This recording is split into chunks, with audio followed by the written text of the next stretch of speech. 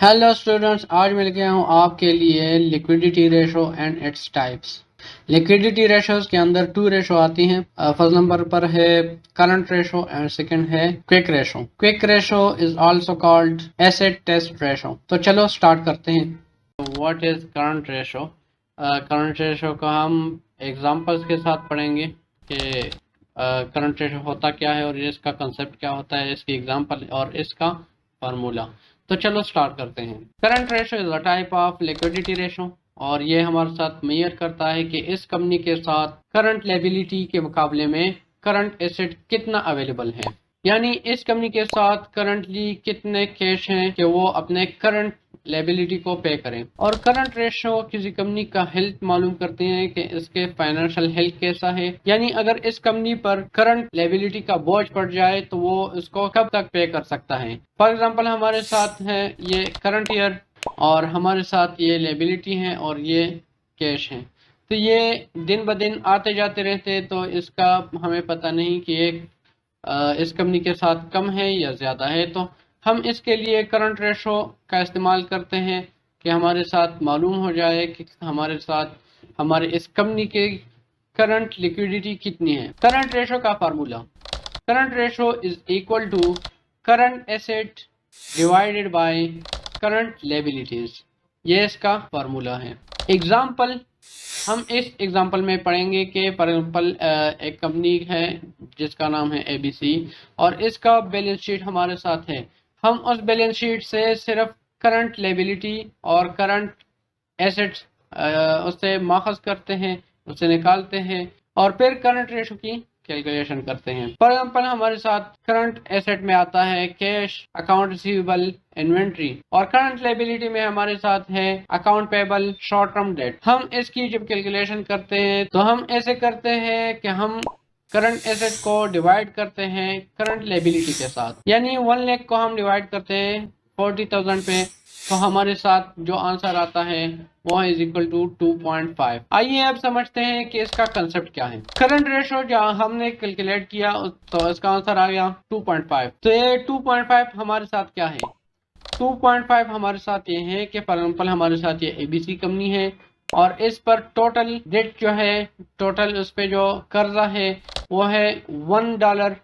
ये current liability है और इस कंपनी के साथ करंट कैश कितना है, तो इस फार्मूले के तहत हमें मालूम हो गया कि इस कंपनी के साथ करंट कैश है $2.5। तो ये था हमारे साथ current ratio. What is quick ratio? इसको एसेट टेस्ट रेशो भी कहते हैं और हम इसको पढ़ेंगे प्रैक्टिकल एग्जांपल्स के साथ कि ये कैसे काम करता है और इसका मतलब क्या होता है, इसका फायदा क्या होता है।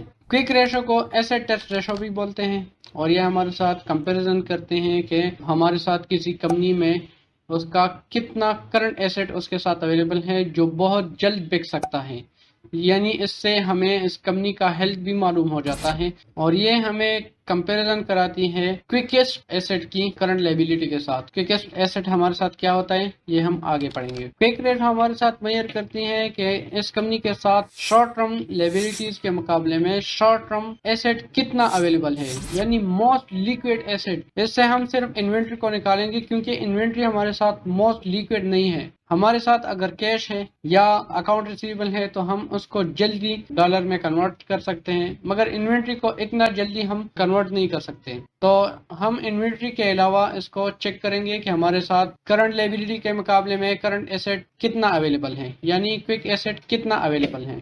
क्विक रेशो का हमारे साथ फार्मूला है, quick ratio is equal to current asset minus inventory divided by current liabilities.